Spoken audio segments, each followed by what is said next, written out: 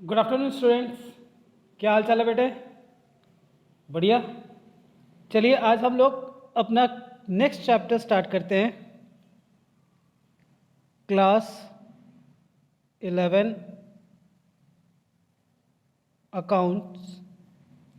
Chapter का नाम है बेसिक अकाउंटिंग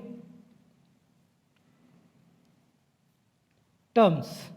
ठीक है, तो आपको समझ में आ रहा होगा कि आज हम लोग कुछ एक शब्दों का मतलब समझेंगे, है ना? ठीक है, छोटे छोटे कुछ शब्द आएंगे जिसका हमारा अकाउंटिंग में बार बार यूज़ है। ठीक है, चलिए लिखते हैं, साथ साथ लिखना है। सबसे पहला जो हमारा अकाउंटिंग टर्म्स है वो है business transactions.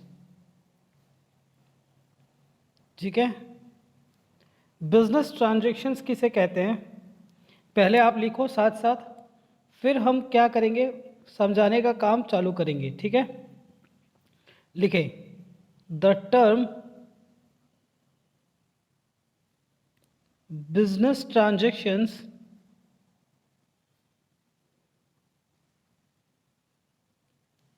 refers to financial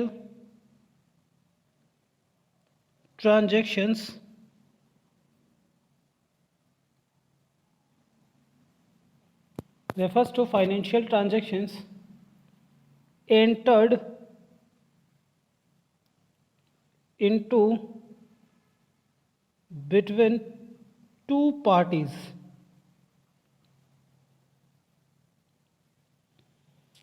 Okay, full stop. It involves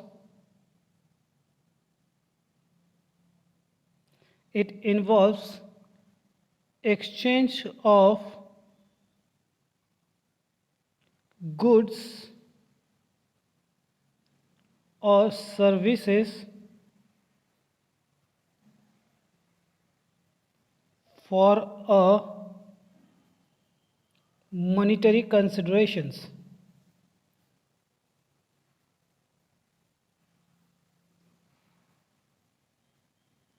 ठीक है, ओके। इसके एग्जाम्पल्स क्या है लिखे। एग्जाम्पल परचेज ऑफ गुड्स,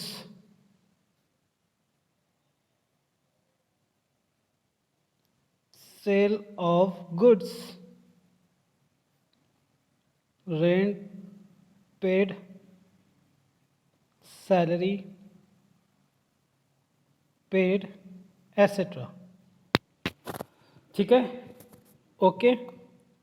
फिर लिखे एलिमेंट्स फॉर बिजनेस ट्रांजैक्शंस। हाँ, पहले आप लिख लो, फिर उसका समझाने का जो प्रक्रिया है वो हम बाद में स्टार्ट करेंगे। ठीक है, आगे आप लिखे, साथ साथ लिखे। ठीक है ना। It involves economic activity. Economic activity मतलब कुछ कमाने के लिए। So it is expressed in terms of money. Number B, it is entered into between two parties. ठीक है, okay. Point number C, it involves exchange of goods or services for money considerations.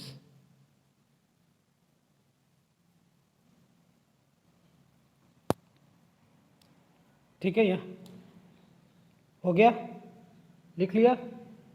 चलो, अगर आपने लिख लिया तो हम अपना समझाने का काम चालू करें, ठीक है ना। देखो, हम क्या करेंगे, अब एक एक चीज़ को बारीकी से समझेंगे, एक एक एग्जाम्पल के थ्रू, ठीक है। देखो, मैंने कहा कि बिजनेस ट्रांजैक्शंस किसे कहेंगे,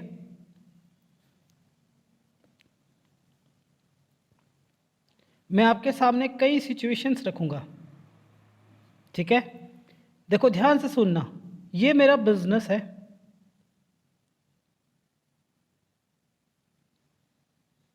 ठीक है, और हमने एक दो ट्रांजैक्शंस किया, मान लो। ट्रांजैक्शंस का मतलब लेन देन, है ना। मैंने दो ट्रांजैक्शंस किए। पहला, हमने परचेज किया गुड्स फॉर ₹20,000। दूसरा, हमने परचेज किया furniture of ₹20,000 for house hold use, ठीक है। अब मेरा पॉइंट्स पर समझना, धीरे धीरे चलेंगे, कोई जल्दी नहीं है, बातों को समझने की कोशिश करना। देखो, पहला हमारा सिचुएशंस क्या है कि पहला ये होना चाहिए कि ये कोई भी ट्रांजैक्शंस क्या होना चाहिए, रिलेटेड होना चाहिए विथ बिजनेस, ठीक है। पहले वाले में क्या हो रहा है कि हमने गुड्स परचेज किया, तो हमको पता है कि गुड्स का मतलब क्या होता है, जिस चीज़ में बिजनेस डील कर रहा है, ठीक है। अगर मेरे पास कपड़े का बिजनेस है तो कपड़ा मेरा क्या हो गया, गुड्स। अगर मेरा स्टेशनरी का शॉप है तो पेन, पेंसिल, ये सब मेरे क्या है, गुड्स। तो अगर मैं गुड्स खरीद रहा हूँ तो डेफिनेटली वो किसके लिए हो रहा है, बिजनेस के लिए। और मैं फर्नीचर खरीदा तो हूँ, लेकिन उसका यूज़ कहाँ करूँगा, सिर्फ घर में यूज़ करूँगा, बिजनेस में यूज़ नहीं करूँगा, तो ये बिजनेस से रिलेटेड नहीं है, इसलिए हम इसको रिकॉर्ड नहीं करेंगे। क्लियर है। तो पहला कि वो बिजनेस से रिलेटेड होना चाहिए, अगर बिजनेस से रिलेटेड ही नहीं है तो हम उसे कंसीडर नहीं करेंगे, ठीक है। ओके, डन हो गया। नेक्स्ट, दूसरा सिचुएशन, ये मेरा बिजनेस है और मैंने कहा, मैंने बिजनेस के लिए क्या किया, ट्रांजैक्शंस की। कैसी ट्रांजैक्शंस, मैंने 2 सोफ़ा खरीदा, ठीक है, एक कंप्यूटर खरीदा, और हमारे को बिजनेस में गाड़ी की ज़रूरत होती है तो एक हमने व्हीकल खरीद लिया, ठीक है। अब मेरे को ये बताओ कि ये बिजनेस के लिए तो हमने खरीदा, कि बिजनेस से रिलेटेड तो है, ठीक है, रिलेटेड है बिजनेस से, लेकिन क्या आप इसकी, इसकी और इनकी, तीनों की आप वैल्यू बता सकते हो क्या? नहीं सर, आपने तो सिर्फ यूनिट बताया, ठीक है ना, आपने वैल्यू तो बताई नहीं। 2 सोफे का वैल्यू आप बता दो, एक कंप्यूटर जो आपने खरीदा उसकी आप वैल्यू बता दो, एक जो व्हीकल आपने खरीदा उसकी आप वैल्यू बता दो। आप अगर इसको मनी के टर्म्स में एक्सप्रेस कर देते हो तो ही हम क्या करेंगे, ऐसे ट्रांजैक्शंस को हम रिकॉर्ड करेंगे, अदरवाइज इग्नोर इट, ठीक है। तो पहला हमारा बिजनेस से रिलेटेड होना चाहिए, दूसरा हम उस ऐसे ट्रांजैक्शंस को रिकॉर्ड करेंगे जो बिजनेस से रिलेटेड तो है, लेकिन हम उसे क्या कर सके, एक्सप्रेस कर सके मनी के टर्म्स में, ठीक है। Okay, alright. तीसरा, तीसरा कहता है कि ये बिजनेस है और ये बिजनेस मान लो मेरे स्टेशनरी का बिजनेस है। मैं स्टेशनरी का बिजनेस इसलिए ले रहा हूँ कि मेरे को एग्जाम्पल समझाने में ज़्यादा आसान होगा। पेन, पेंसिल, है ना, पेन, पेंसिल, बुक्स, ये सब क्या होता है, इसी को तो स्टेशनरी कहते हैं। तो मेरे स्टेशनरी का बिजनेस है, ठीक है। मैंने स्टेशनरी खरीदा, मान लो मैं एग्जांपल दे रहा हूँ, ठीक है ना। मेरे पास ये देखो, मैं एक सेकेंड रुकना, मैं और भी सामान लेकर आता हूँ।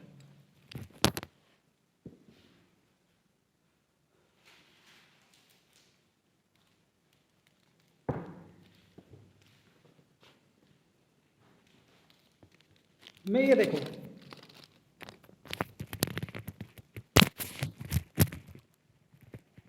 मैंने क्या किया, अब ध्यान से देखना।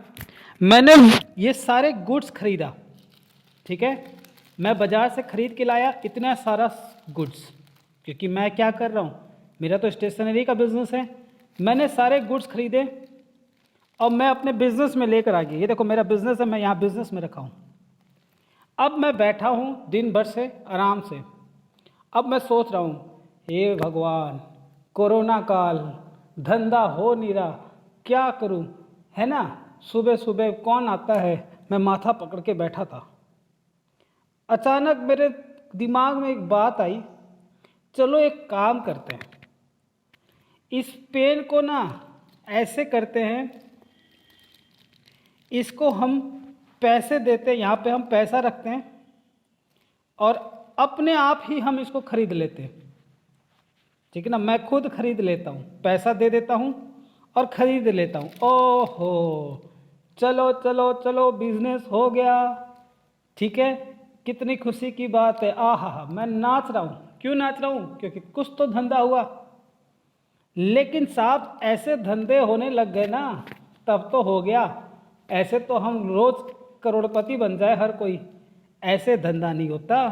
बिजनेस करने के लिए क्या होना चाहिए, आपके पास ग्राहक होना चाहिए, कस्टमर होना चाहिए, एक अलग व्यक्ति होना चाहिए, बाहर का कोई इंसान होना चाहिए। तो यही कह रहा है कि आपके पास जो ट्रांजैक्शन होंगे दो अलग अलग व्यक्तियों के बीच में होना चाहिए, ठीक है। ओके, मैंने मतलब मैं खरीदा नहीं, ऐसा मत समझना कि मैं खरीद के ले गया। मैंने खरीदा, मैंने गले में बिजनेस का पैसा निकाला और गले में रख दिया, ठीक है। और क्या कह रहा हूँ, आहा, बिजनेस हो गया, बिजनेस हो गया, ठीक है ना। क्या ऐसे कोई बिजनेस होता है, हैं? क्या बिजनेस ऐसे होता है? नहीं साहब, अलग अलग इंसान को बेचना पड़ा, आपको बाहर वाले को बेचना होगा, ठीक है ना। दो अलग व्यक्ति के बीच में लेन देन होना चाहिए, ठीक है ना। तब हम उसे क्या कहेंगे, बिजनेस ट्रांजैक्शन, ठीक है। आई थिंक अब यहाँ तक क्लियर हो गया आपको मेरी बातें, है ना। तो अब आपको शायद हद तक समझ में आ गया होगा कि सर क्या कहना चाहते हो आप, है ना। तो पहला क्या है, पहला बिजनेस से रिलेटेड होना चाहिए, दूसरा मनी में हम उसको एक्सप्रेस कर सके, और दो अलग अलग पार्टीज के बीच में होना चाहिए, ठीक है।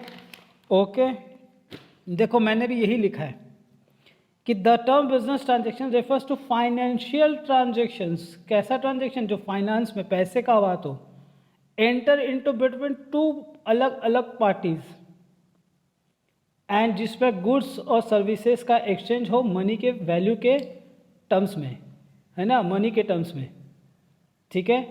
जैसे कह रहा है इसका कुछ एलिमेंट्स है, पहला कि इट इन्वॉल्व्स इकोनॉमिक एक्टिविटी। हाँ सर, हमें कुछ कमाना है, क्या कमाना है, प्रॉफिट कमाना है ना, पैसा कमाना है, ताकि हम उसको एक्सप्रेस कर सके मनी के टर्म्स में। और ये दो अलग अलग व्यक्तियों के बीच में होना चाहिए, जो बिजनेस से रिलेटेड होना चाहिए, जिसको हम लोग मेजर कर सके मनी के टर्म्स में। क्लियर है? ओके, आगे बढ़े, चलिए। सर अभी आपने एक वर्ड यूज़ किया, ठीक है ना, बार बार आपने एक वर्ड यूज़ किया, the word is goods. Goods का मतलब क्या होता है सर, ये हमें समझा दो। What do you mean by goods? बताओ, गुड्स किसे कहते हैं? किसे कहते हैं? गुड्स, है ना? किसे कहते हैं? हाँ भाई हाँ। ठीक है, तो गुड्स किसे कहते हैं? तो लिखो कि गुड्स क्या होता है, लिखो, साथ साथ लिखना है। Goods are the physical items of trade in which the business deals। ठीक है, जिसमें बिजनेस डील कर रहा हो, सीधी सी बात है। ओके, अगर मैं कहूँ, ठीक है ना, अगर मैं राशन वाले की बात करूँ, ध्यान से सुनना, अगर ये मेरा बिजनेस फॉर्चून का है, राशन वाले का दुकान है ना, तो राशन वाले के पास क्या होता है? सर वीट होगा, गेहूँ, गेहूँ तो नहीं होता है, जनरली लोग क्या रखते हैं? आटा रखते हैं, है ना, फ्लोर जिसको आप लोग कहते हो। ठीक है, और उसके बाद क्या होगा? सर राइस होंगे, ऑयल होगा, है ना, दाल होगी, ठीक है ना, ये सब होगा। और क्या होगा सर? और होगा साबुन होगा, टूथपेस्ट होंगे। ये सब क्या होता है? राशन वाले के दुकान पे यही तो होता है, फॉर्चून की दुकान पे यही सब मिलता है ना।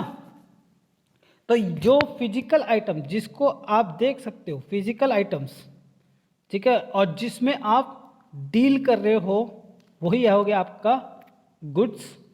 सर एक गारमेंट शॉप की बात करो, गारमेंट शॉप, ठीक है ना, मैं गारमेंट का मेरा शॉप है, तो मैं क्या रखता हूँ? सर टी शर्ट रखता हूँ, जीन्स, शर्ट, कुर्ता, ये सब रखता हूँ। तो ये मेरे लिए क्या हो गया? गुड्स। तो जिस चीज़, जो भी फिजिकल आइटम जिसमें आप डील कर रहे हो, that is your goods. Simple सी बात है ना। तो यही चीज़ यहाँ पे लिखा हुआ है कि गुड्स क्या है? वो फिजिकल आइटम जिसमें आप डील कर रहे हो। ठीक है, ओके। अब हम इस सामान के साथ क्या करते हैं? सो सामान के साथ क्या करते हैं? ठीक है ना, क्रिकेट तो खेलेंगे नहीं, है ना। हाँ, लोग ऐसा नहीं होता, क्रिकेट भी खेलते हैं लोग, अंदर में बैठ जाएंगे और खेलने लग जाते हैं बॉल के, अगर है कि नहीं। चलो कोई ना, मजाक नहीं। चलो गुड्स के साथ क्या करते हैं? सर गुड्स सामान या तो हम क्या करेंगे? सर हम बाज़ार से या तो खरीदेंगे, ठीक है, और उसको हम क्या करेंगे? सेल करेंगे। बोलो हाँ या ना, है ना। या तो हम परचेज करेंगे साहब, सीधी सी बात है, या तो हम सेल करेंगे। सर परचेज करते हो तो हम दो तरह से परचेज करते हैं। सर एक होता है नगद में, कैश में परचेज करना, अच्छा, और एक होता है सर क्रेडिट में परचेज करना, उधार में खरीदना, है ना। आप लाते हो ना राशन की दुकान से महीने का सामान, कभी कभी खाता चलता है, ठीक है। दूसरा सर क्रेडिट में, कैश में बेचना, और दूसरा उधार में बेचना। ठीक है, क्लियर है यहाँ तक? ओके। तो देखो, अब आपको मैं एक बात बताता हूँ, बहुत इंपॉर्टेंट बात, जो आपको बहुत ध्यान देना है, शब्द के ऊपर मेरे ध्यान देना। सर आपने गुड्स लिखा, पहली बात है। मैंने कहा हाँ सर, सीधी सी बात है, मैंने लिखा है बेटे, क्या दिक्कत है?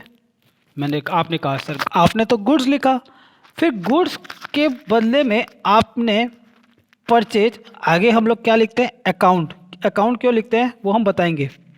तो सर इसको गुड्स अकाउंट क्यों नहीं बोला गया? देखो बेटे, जब हम गुड्स की खरीदारी करते हैं ना, तो उसको हम परचेज बोलते हैं, तो परचेज अकाउंट के नाम से जानते हैं, ठीक है। अकाउंट क्या होता है वो हमने आपको बताया था, लेजर खोलते हैं ना, याद है, क्लासिफाइंग। तो उसी तरह हम जब हम गुड्स को बेचते हैं तो उसको हम सेल अकाउंट के नाम से जानते हैं। तो इसका मतलब आप ये कहना चाहते हो कि परचेज और सेल किसके संदर्भ में बोला जाता है? गुड्स के रेस्पेक्ट में। ठीक है, जैसे मान लो आपके पापा अगर बिजनेस करते हो तो पापा आज कहते हैं ना, आप पूछते हो ना पापा आज कितने का सामान खरीदा, कितना परचेज हुआ, इसका मतलब परचेज हुआ मतलब क्या, गुड्स कितना खरीदा, कितने की सेल हुई, तो क्या समझते हो, गुड्स कितने का बेचा, यही तो होता है। तो खरीदना बेचना सामान को, उसको हम डिनोट करते हैं परचेज और सेल से। ठीक है, ये कैश परचेज भी हो सकता है, क्रेडिट परचेज भी हो सकता है, कैश सेल भी हो सकता है, क्रेडिट सेल भी हो सकता है। ठीक है, तो लिखें कि सर परचेज किसे कहेंगे, ए परचेजेज,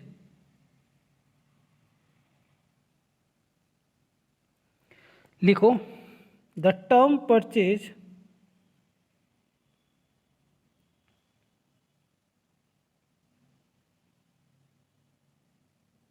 सॉरी सॉरी सॉरी, ये काम मैंने दे दिया इन्वर्टेड कॉमा, परचेज में देना है ना, the term purchase is used for the buying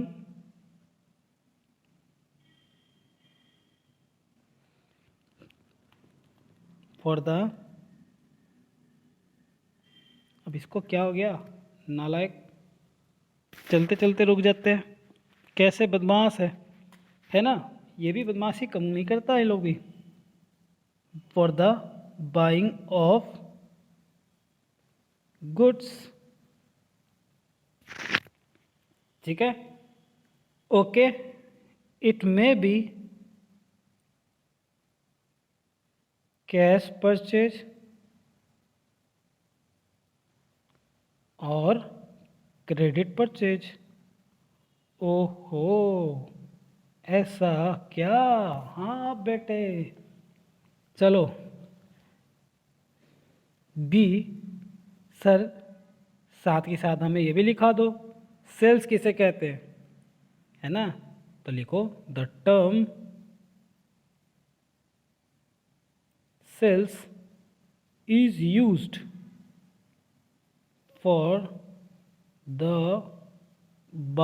for the selling of goods.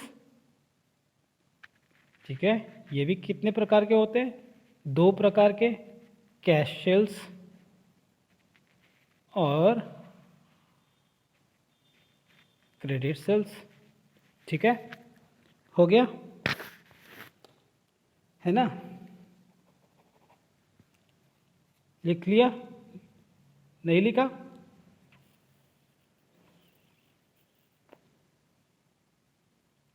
लिख लो आप लोग, है ना,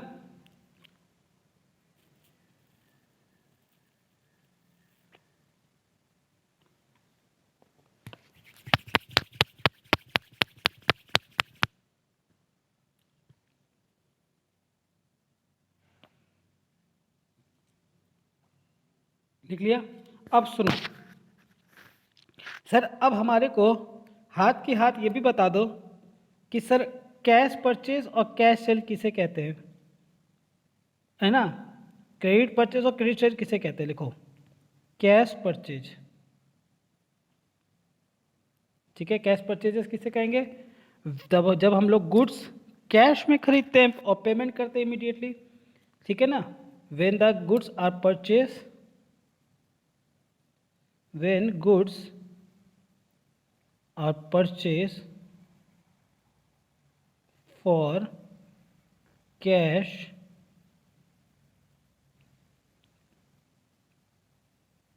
ठीक है ना, कैश का मतलब हमेशा आप कैश समझते हो, लेकिन कैश का मतलब सिर्फ कैश नहीं होता, चेक से भी अगर पेमेंट करते हो तो भी। ठीक है, ठीक है, नंबर डी नंबर में लिखो क्रेडिट परचेज किसे कहेंगे, क्रेडिट परचेजेस किसे कहते हैं, तो sir when goods are purchased on credit and payment will be made on some later date, है ना। ठीक है, सब समझाएंगे, धीरे धीरे समझेंगे, घबराओ मत बेटे, है ना। आगे आप लिखो, फिर हम समझाने का काम चालू करेंगे, ठीक है। फिर आता है आपका कैश सेल्स। सर मैंने कहा बोलो बेटे। सर हाँ बोलो। सर ये चैप्टर कितना बड़ा है। मैंने कहा बेटे ऐसी बातें ना करो, अभी तो शुरू हुआ है। कितना मज़ेदार चीज़ है, देखो तो सही। When the goods are sold against cash, ठीक है ना, number F credit sales, when goods are sold on credit and payment will be received on some later date। ठीक है, क्लियर है, ओके, आगे बढ़े। ठीक है, अब आओ समझाता हूँ। सर देखो, सबसे पहली बात जो बहुत इम्पोर्टेंट है आपके लिए कि सर हम ये जो रिकॉर्डिंग करते हैं ट्रांजेक्शन्स की, ये जो हमारा अकाउंटिंग का जो प्रोसेस है, ये हम किसके लिए कर रहे हैं। सर बिजनेस के पॉइंट ऑफ व्यू से कर रहे हैं। हम सारी बातें किसके पॉइंट से रिकॉर्ड करते हैं, बिजनेस के पॉइंट से। ठीक है, ये मेरा सप्लायर है, ठीक है। सर अगर हम गुड्स परचेज करते हैं, गुड्स को हमने परचेज किया, ठीक है, गुड्स हमने परचेज किया और हमने पेमेंट इमीडिएटली कर दी, उसी समय पेमेंट मेड इमीडिएटली, उसी समय, तो ऐसे को हम लोग कहते हैं कैश परचेज। ठीक है, ओके। और वहीं पे अगर हम लोग गुड्स परचेज तो किए, लेकिन गुड्स परचेज करते समय हमने उसे प्रॉमिस किया कि भैया हम आपको 1 महीने के बाद पेमेंट कर देंगे, ठीक है, तो ऐसे को हम लोग कहते हैं क्रेडिट परचेज। ठीक है, ओके, ठीक है। तो कैश परचेज किसे कहते हैं, जब आप गुड्स परचेज करते हो और इमीडिएटली पेमेंट करते हो तो उसे हम कहते हैं कैश परचेज। और जब आप गुड्स परचेज करते हो और प्रॉमिस करके आते हो कि हम आपको 1 महीने के बाद पेमेंट कर देंगे, तो ऐसे को कहते हैं क्रेडिट परचेज। ठीक है, ओके, डन, ठीक है सर। फिर सर उसी तरह ये आपका बिजनेस है, ठीक है, ये आपका बिजनेस है। आपके बिजनेस में कस्टमर आते हैं, ठीक है, तो सर आप अगर कस्टमर को गुड्स सेल करते हो और बदले में कस्टमर से पेमेंट रिसीव करते हो इमीडिएटली, तो ऐसे को हम लोग बोलते हैं, क्या बोलते हैं, कैश सेल। ठीक है, जहां आपने गुड्स बेचा और पैसा या चेक जो भी है आपको इमीडिएटली मिल जाता है, तो उसे हम कहते हैं कैश सेल। उसी तरह जब आप कस्टमर को गुड्स बेचते हो और वो कस्टमर आपको प्रॉमिस कर देता है कि भैया हम आपको, ठीक है ना, 1.5 महीने के बाद पेमेंट कर देंगे, तो ऐसे को हम लोग कहते हैं क्रेडिट सेल। ओके, क्लियर है अब? ठीक है, तो जब आप क्रेडिट में परचेज करते हो तो उसको कहते हैं क्रेडिट परचेज। जब आप कहते हो कि भैया जब आप कहते हो कि हम आपको पेमेंट, ये कौन है? सप्लायर है आपका। आप सप्लायर को कह के आते हो कि भैया हम आपको 1 महीने के बाद पेमेंट कर देंगे, 1 महीने, 1.5 महीने, 2 महीने, तो ऐसे को हम लोग कहते हैं क्रेडिट परचेज। और जब आप कस्टमर आपको कह के जाता है, आपको कस्टमर अब बोल रहा है कि हम आपको 1-1.5 महीने बाद पेमेंट कर देंगे, तो उसको हम लोग कहते हैं क्रेडिट सेल। ठीक है, ओके। अब सुनो सर, ये आपने जो कहा कि आपका ये जो बंदा है, ये रहा बंदा, ये बंदा आपका कौन है? सप्लायर है। बोलो ना सर। अगर आप सप्लायर से कैश में परचेज करते हो ना, तब हमारे लिए कोई शब्द निकल के नहीं आता। लेकिन अगर वही सप्लायर से आप क्रेडिट में अगर आप परचेज करते हो, तो ये सप्लायर आपके लिए एक नया इंसान बन जाएगा। ये सप्लायर को अब हम लोग बिजनेस के पॉइंट ऑफ व्यू से क्या बुलाएंगे? क्रेडिटर्स। क्या नाम से बुलाएंगे? क्रेडिटर्स। ये हमारे बिजनेस के लिए क्या है? लायबिलिटी। लायबिलिटी का मतलब इतना समझ लेना कि जिसको पैसे देने हैं, कर्जदार, हमारे कर्जदार खड़े हैं, हमको देने हैं उनको पैसे। ठीक है ना? लायबिलिटी का मतलब होता है कर्जदार, जिसको हमें पैसे देने हैं। तो सर हम जब सामान खरीद के लाए, तो अब बिजनेस को टेंशन हो गया कि भैया इसको पैसे देने हैं। तो अब गुड्स के रेस्पेक्ट में याद रखना, जब आप गुड्स उधार में खरीद के लाते हो, तो उस सप्लायर को हम किस नाम से बुलाएंगे? क्रेडिटर्स। ओहो, ठीक है। तो क्रेडिटर्स कौन होता है? जिससे आप गुड्स उधार में खरीद के लाते हो। ठीक है, ओके, क्लियर है? तो क्रेडिटर कौन होता है? जिससे आप क्रेडिट में गुड्स परचेज करते हो। ठीक है, और उसी तरह ये कस्टमर है आपका। जब इस कस्टमर को आप क्रेडिट में सेल कर देते हो, जब कस्टमर को क्रेडिट में सेल करते हो, तो ये कस्टमर हमारे बिजनेस के लिए क्या बन जाता है? डेटर्स। इसे हम क्या नाम से बुलाएंगे? डेटर्स। ठीक है ना? देखो डेटर्स में बी साइलेंट होता है, डेटर्स, बी साइलेंट है। ठीक है, और डेटर्स क्या होता है? हमारा बिजनेस का एसेट। एसेट मतलब जिससे आप पैसा पाओगे, जिसको आप पैसे में कन्वर्ट कर दोगे। तो 1 या 2 महीने में एक बाद ये क्या हो जाएगा? हमारे कैश में बदल जाएगा। ठीक है ना? ये हमको कैश दे देगा।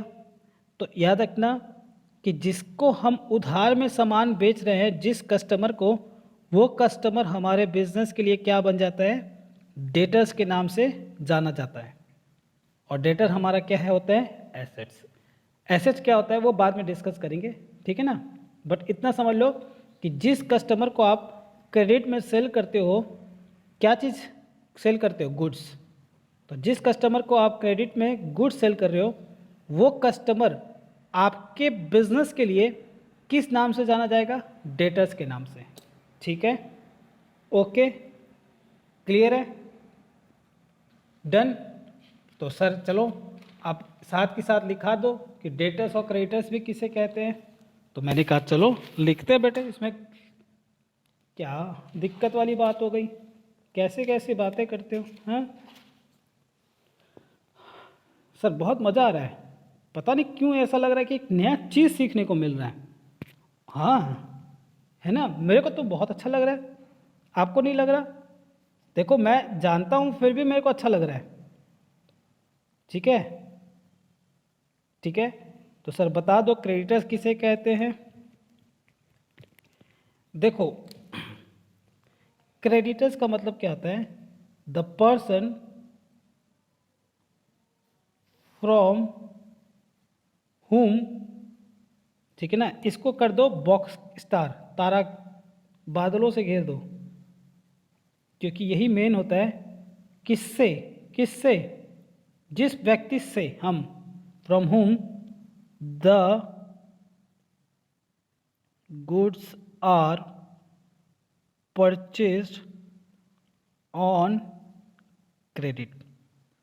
जिससे हमने सामान उधार में खरीदा, है ना, उसे हम क्या कहते हैं? क्रेडिटर्स। सर साथ के साथ डेटर्स भी लिखा दो। मैंने कहा लिख लो बेटे, क्या दिक्कत है। देखो डेटर्स किसे कहते हैं सर, ये भी बता दो ना साथ के साथ, क्यों परेशान कर रहे हो। मैंने कहा लो ना बेटे, लिखो। द पर्सन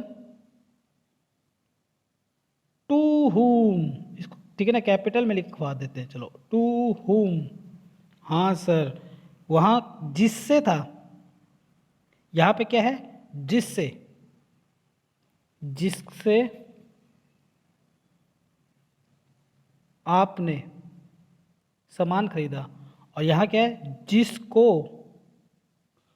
आपने सामान बेचा। To the person to whom the goods sold on credit. बोलो ना, यस और नो। ठीक है, क्लियर है सबको? चलो चलो, हो गया। अब आ जाओ, नया एक टर्म्स आता है, स्टॉक और इन्वेंट्री। ठीक है, स्टॉक और इन्वेंट्रीज। सर ये क्या होता है? अभी रुको बेटे, अभी समझाता हूँ, पहले आप लिखो तो सही, स्टॉक और इन्वेंट्रीज। ठीक है, लिखे साथ साथ, फिर आपको समझाएंगे। लिखो, द टर्म स्टॉक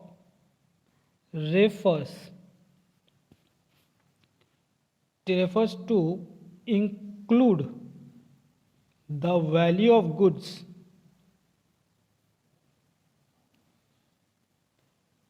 remaining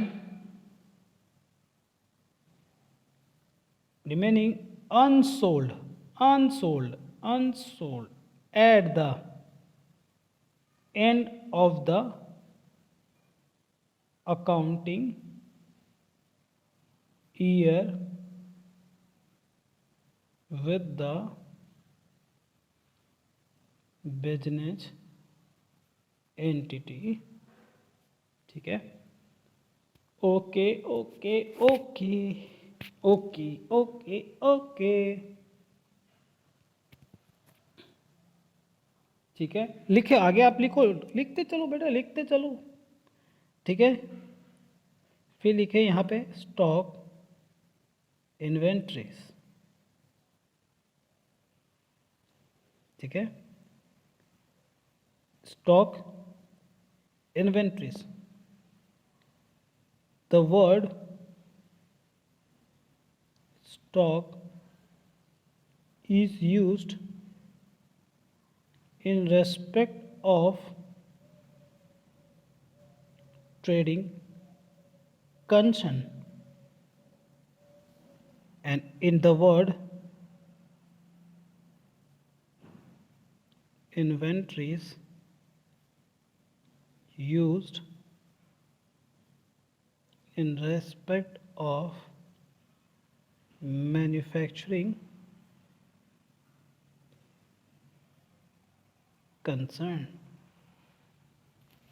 ठीक है, ओके ओके, चले आगे बढ़े। देखो देखो, स्टॉक और इन्वेंट्रीज का मतलब क्या होता है। देखो, स्टॉक और इन्वेंट्रीज का मतलब मैं समझाता हूँ। चलो देखो, कहता है, देखो इधर देखो सर, स्टॉक का मतलब क्या होता है। देखो, ये है सारा सामान हमने खरीदा, मैंने सारा सामान परचेज किया सॉरी सर, ये मैंने सारा सामान खरीदा, इसमें से हमने परचेज किया, इसमें से हमने पूरे साल बेचना चालू कर दिया। कुछ बेच दिया इधर, फिर कुछ बेचा, फिर कुछ सेल किया, ऐसे करते करते हमने पूरा सेल कर दिया। आज मैं पता लगाना चाहता हूँ, आज के शाम को जाने से पहले मैं ये पता लगाना चाहता हूँ कि अब हमारे बिजनेस में या गोडाउन में कितने का सामान पड़ा हुआ है जो अभी तक नहीं बिका। तो दिस इज कॉल्ड स्टॉक और इन्वेंट्रीज। बात समझ में आ गई? तो इसका मतलब ये हुआ सर कि जितना आपने टोटल परचेज किया, टोटल परचेज में से जितना आपने सेल कर दिया, ठीक है। और जो आपका सामान बच गया बिजनेस में, दैट इज कॉल्ड स्टॉक और इन्वेंट्रीज। ठीक है, क्लियर है, डन। आइए सर, स्टॉक किसे कहते हैं और इन्वेंट्रीज किसे कहते हैं? तो देखो, स्टॉक जो होता है वो यूज़ करते हैं हम लोग ट्रेडिंग कंसर्न के लिए। जो व्यापारी होते हैं ना, छोटे मोटे दुकान वुकान जो है ना, उनके लिए हम यूज़ करते हैं स्टॉक वर्ड। ठीक है। और इन्वेंट्री वर्ड हम यूज़ करते हैं जो मैन्युफैक्चरिंग कंसर्न होते हैं। ठीक है ना सर। ट्रेडिंग कंसर्न किसे कहते हैं? जो सामान को, गुड्स को रीसेल कर देते हैं इन सेम फॉर्म। ठीक है, जैसे मान लो मैंने पेन खरीदा, अब पेन को एज इट इज़ बेच दिया, तो ये हो गया हमारा ट्रेडिंग कंसर्न। मैन्युफैक्चरिंग जो होता है वो कौन होता है? जो कच्चे सामान को, रॉ मटेरियल को कन्वर्ट कर दे फिनिश गुड्स में, उसे हम कहते हैं मैन्युफैक्चरिंग। तो जैसे ये पेन जो बनाती है कंपनी, वो क्या करती है? मैन्युफैक्चरिंग कर रही है ना। वो क्या करती है? प्लास्टिक लेकर आती है, फिर रबड़ लेकर आती है, इंक लेकर आती है, फिर इनके ये ढक्कन बनाती है, इसके ऊपर का कवर बनाती है, फिर ये रबड़ को उस हिसाब से शेप करती है, तो फिर जाके ये पेन तैयार होता है। तो ऐसे को हम लोग कहते हैं मैन्युफैक्चरिंग कंसर्न। ठीक है। मैन्युफैक्चरिंग कंसर्न में जो ट्रेडिंग कंसर्न है उनके पास क्या होता है? सिर्फ पेन है। लेकिन मैन्युफैक्चरिंग कंसर्न में 3 तरह के इन्वेंट्रीज होते हैं। पहला होता है रॉ मटेरियल, कच्चा सामान। फिर होता है वर्क इन प्रोग्रेस, और फिर होता है फिनिश गुड्स। ठीक है ना। कच्चा सामान जो अधूरा है, ना कच्चा है ना पूरा पक्का, अधूरा है, और फिर है फिनिश गुड्स। ठीक है ना। अब क्वेश्चन उठता है कि सर हम स्टॉक जो होता है, उस जो स्टॉक की जो वैल्यू होती है वो हम कब करते हैं? तो हम जनरली क्या होता है, स्टॉक का वैल्यूएशन लिखो, stocks are generally valued at the beginning of the accounting year and at the end of the accounting year। ठीक है, एक तो साल के शुरुआत में और एक साल के अंत में। ठीक है, तो साल के शुरुआत में जिसको हम लोग वैल्यू करते हैं उसे हम कहते हैं ओपनिंग स्टॉक। ठीक है, the stock lying at the beginning of accounting year is called opening stock. उसी तरह क्लोजिंग स्टॉक क्या होता है sir? Closing stock, sir closing stock का मतलब होता है stock lying at the end of the accounting year is called closing stock, है ना। ठीक है, अब क्वेश्चन उठता है कि सर ये अकाउंटिंग ईयर किसे कहते हैं? देखो बेटे, हमारे अकाउंटिंग ईयर 2 तरह से होते हैं। एक होता है हमारा कैलेंडर ईयर और एक होता है हमारा financial year. Calendar year start होता है 1 जनवरी से, मान लो 1 जनवरी 2019 और ख़त्म होता है 31 दिसंबर 2019 को। और फाइनेंशियल ईयर स्टार्ट होता है 1 अप्रैल 2019 और एंड होता है 31 मार्च 2020 को।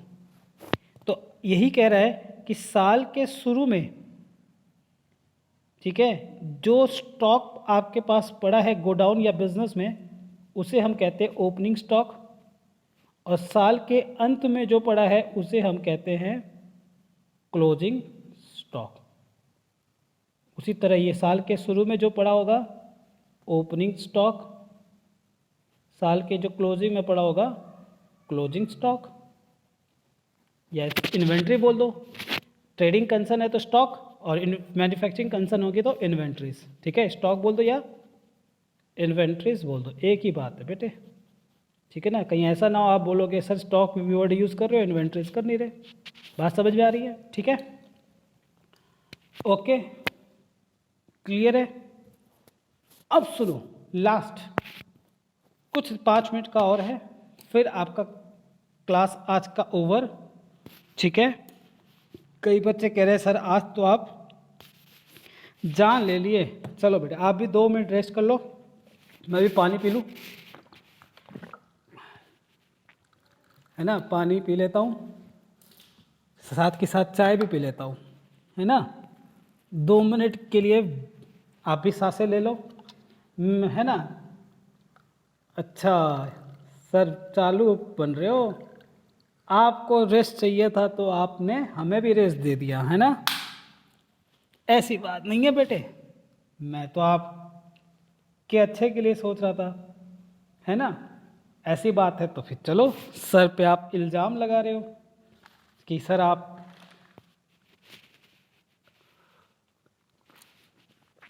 चलो सर अब मेरे एक शब्दों को ध्यान से सुनना। सर अभी आपने कहा था कि आप गुड्स परचेज करके लाए। ऐसा भी तो हो सकता है जब आप गुड्स परचेज किए तो हो सकता है गुड्स में कुछ खराबी निकली होगी, डिफेक्टिव्स। ठीक है ना, मैं अलग से समझाता हूँ।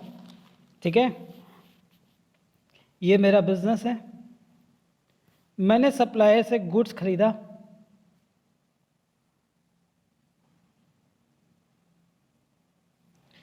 गुड्स खरीदने के बाद मेरे को वहाँ आया क्या, जब ये माल पहुँचा मेरे बिजनेस गोडाउन पे तो पता चला कुछ गुड्स डिफेक्ट्स हो गए। ठीक है, या फिर जैसे हमने स्पेसिफिकेशन दिया था, सैंपल में जैसे दिखाया गया था वैसा स्पेसिफिकेशन नहीं था। ठीक है, तो आपको क्या हुआ, गुड्स परचेज करने के बाद आप उसे रिटर्न कर देते हो। अगर आप उसे रिटर्न कर देते हो, परचेज गुड्स को अगर आप रिटर्न करते हो तो ऐसे को हम लोग कहते हैं परचेज रिटर्न। ठीक है, और इसका एक और नाम होता है रिटर्न आउटवर्ड। आउटवर्ड, ठीक है, आउटवर्ड क्यों हुआ, पहले गुड्स कहाँ पे आया, अंदर आया, बिजनेस में आया। अब ये बिजनेस से देखो बाहर जा रहा है, आउटवर्ड आउटवर्ड आउटवर्ड आउटवर्ड। जा सिमरन जा, दहलीज पार कर जा, है ना।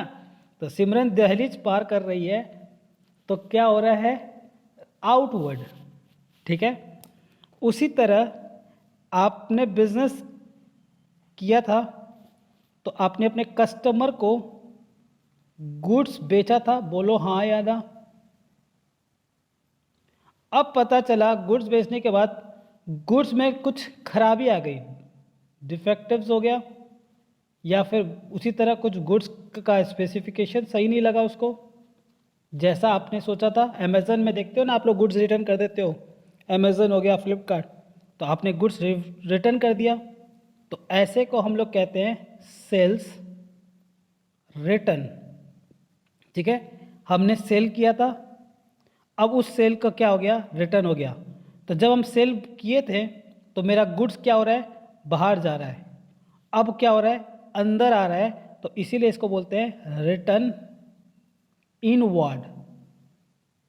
अब गुड्स क्या हो रही है, इनवर्ड हो रहा है, अंदर आ रहा है ना, रिटर्न होने से। ठीक है, तो आइए लिखते हैं लास्ट, परचेज रिटर्न और सेल्स रिटर्न किसे कहते हैं। ठीक है ना, लिखो नंबर 6, परचेज रिटर्न और रिटर्न आउटवर्ड। आउटवर्ड आउटवर्ड, है ना, ऐसे तो म्यूजिक आती है। लिखो goods purchase, sorry, goods purchased from the supplier may be returned due to the manufacturing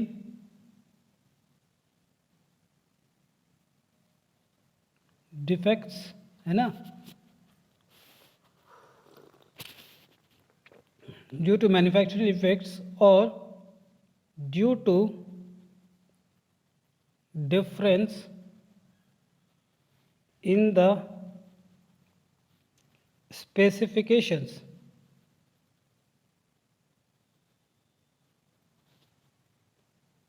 etc. So such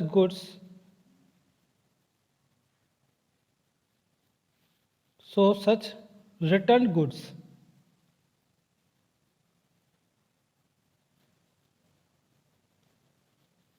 are known। नहीं लिखा? चलो लिख लो, आप लोग यहां तक लिख लिए है ना, लिख लिया आपने? चलो आर, चलो मैं अब वेट करता हूँ। चलो बच्चे कह रहे हैं सर बहुत जल्दी कर रहे हो। ठीक है बेटे, मैं रुक रहा हूँ। Okay, are known as purchase return, और इसी को हम लोग क्या कहते हैं? Return outward. ठीक है, इको करता है ना, आप लोग देखोगे पहाड़ के बीच में, है ना, जब आप पहाड़ों के बीच में जाते हो तो चिल्लाते हो तो नहीं करता, या किसी बड़े गुफे में जाते हो, है ना, टनल में आती है ना, कई बार टनल आती है, उसमें चिल्लाते हो ओ, तो कितनी जोर ईगो करती है। सर आप पढ़ाओगे या डराओगे? नहीं बेटा, मैं कहाँ डराने वाला। सेल्स रिटर्न इनवर्ड, मैं खुद आप लोगों से डरा रहता हूं। ठीक है, लिखो, if the goods sold to customer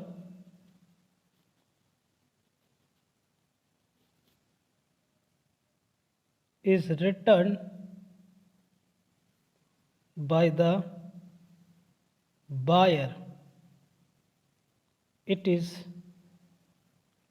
called as sales return or return inward।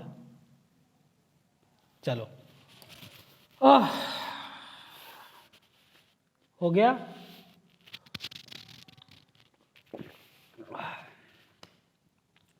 तो चलिए बेटे, आज की क्लास यहीं तक, एक छोटी सी क्लास थी, है ना, है ना, मज़ा आया? हाँ सर बहुत मज़ा आया। आज तो ऐसा लगा दिल खुश हो गया। तो चलिए आज की क्लास यहीं तक, आप पढ़ के आना, ठीक है? कल मिलते हैं इसी समय, तब तक के लिए tata bye bye, take care, stay at home, be safe. Thank you.